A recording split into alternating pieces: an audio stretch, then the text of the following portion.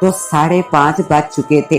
वो जल्दी से घर से निकला, घर को ताला लगाया और जंगल की तरफ चल दिया। वो जंगल के उसी हिस्से में गया जहां इसने कल वो लड़की देखी थी। इसे तलाश करने लगा। आखिर इसकी तलाश रंग लाई। जो ही इसने शुमार की सीमा देखा तो कल वाली हालत में कोई लड़की चली आ रही थी। इसने इसका पीछा किया। बहुत वक्त चलने के बाद इसने दौड़ना शुरू कर दिया। इसने सोचा कि इस लड़की का रास्ता तो खत्म ही नहीं हो रहा। ऐसा करता हूँ, इसको मुखातब करके इससे दरियाफ्त करता हूँ कि वो इस वक्त इधर क्या कर रही है।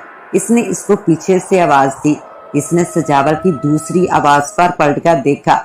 वो इंतहाई खूबसूरत लड़की थी। ऐसा लगता था जैसे बरसों से इसके होंठों पर सुर्खी ना लगी हो।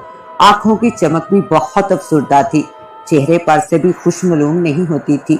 यूं लगता था कि बरसों से मायूसी छाई हुई हो, मगर इस सब के बावजूद वो खूबसूरत लग रही थी। इससे पहले कि वो इसे ये कहता कि रुको, वो गायब हो गई। इसने इधर उधर तलाश किया, मगर आज फिर इसे नाकाम ही वापस लौटना पड़ा।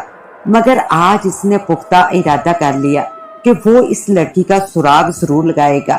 इसने चंद चीजें दुरुस्त की, बाकी घर की तमाम चीजें बदस्तवार वैसे ही बिखरी पड़ी थी।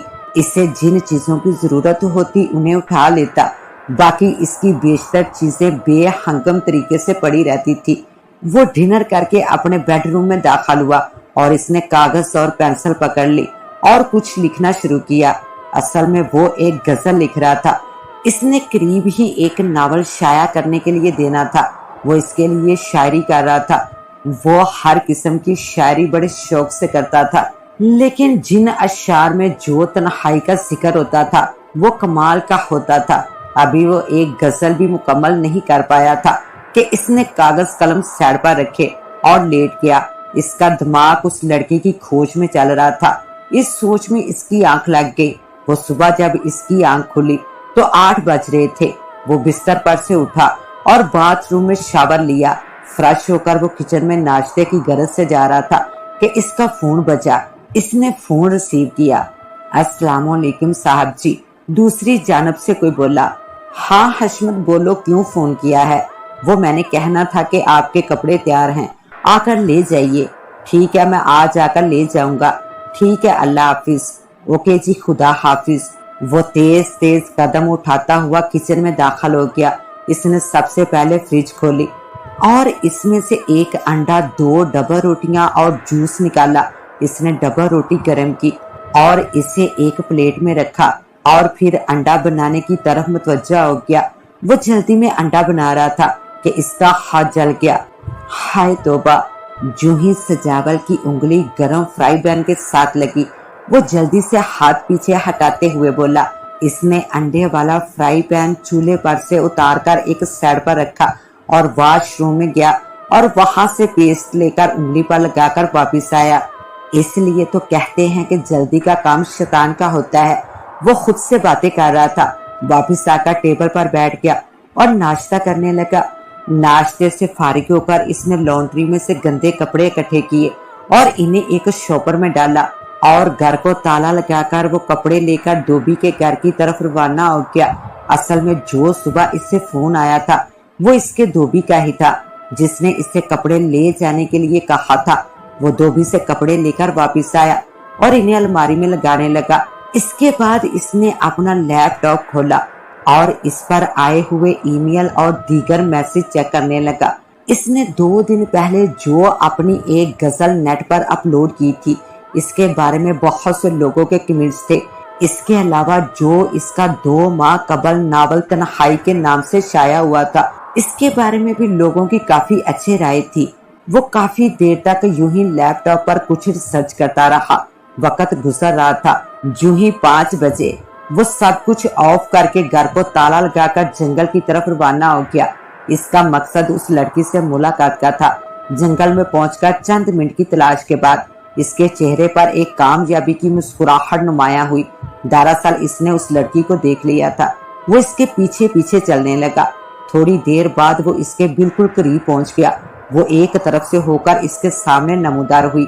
प्लीज आज मत गायब होना। ये वो पहले अल्फाज थे जो सजावल ने इसको सामने से देखते हुए अदा किए। वो लड़की वही रुक गई। तुम कौन हो और मुझे क्यों तंग कर रहे हो? लड़की ने सजावल से मुखातब होकर कहा।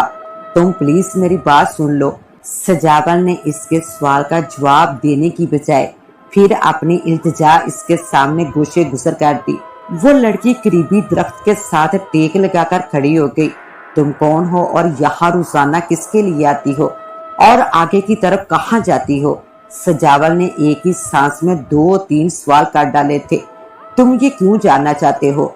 लड़की ने सजावल से पूछा। मैं तुम्हारी मदद करना चाहता हूँ।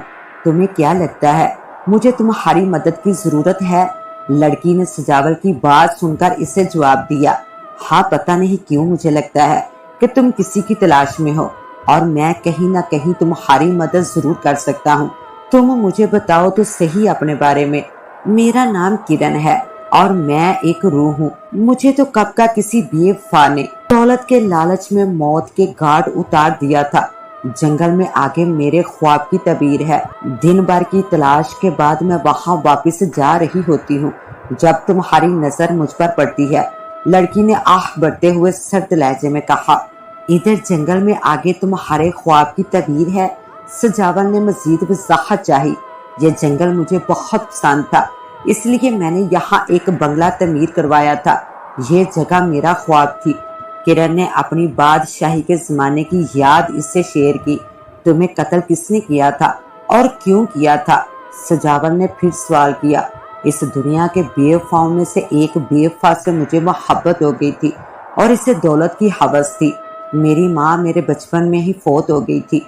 सिर्फ बाप ही था और इसने मेरी हर ख्वाहिश, हर खुशी पूरी की थी। जब इन्होंने मुझे जुहेब से शादी के लिए कहा तो मैं इनकार नहीं कर सकी, पर बाद में मुझे अपने बाप का फैसला अच्छा लगने लगा क्योंकि जुहेब अच्छा था और मुझे भी इससे मोहब्बत हो गई थी। मगर मेरे बाप की वफात के बाद वो बहुत बदल गया था। इसकी हरकतें मशकूक हो गई थी और रात को देर से घर आता था। ऑफिस में भी कम जाता था। 1-2 बार तो मुझे ऐसा लगा कि जैसे वो नशे में है। जब मैंने सवाल किया तो इसने झगड़ना शुरू कर दिया और कहने लगा कि वो मेरे सवालों का जवाब देने का पाबंद नहीं है। फिर एक दिन वो मेरे पास आया। इसने मुझसे माफी मांगी और यकीन दिलाया कि वो बदल चुका है। मैं भी बहुत खुश हुई कि मेरे घर की खुशियां लौट आई हैं। इसने कहा कि मैं तैयार हो जाऊं और हम जंगल वाले बंगले में चलते हैं। वैसे भी मौसम अच्छा था। मैं नहीं जानती थी कि इसके दिमाग में क्या चल रहा है। मुअज़्ज़ज़ नाज़रीन, इस कहानी का बकिया हिस्सा देखने के लिए पार्ट 2 का विजिट करें। इसके साथ ही अपनी होस्ट दुआ वाइस को दें इजाजत। मिलते हैं इंशाल्लाह पार्ट 2 के साथ। तब तक के लिए अल्लाह निगहबान।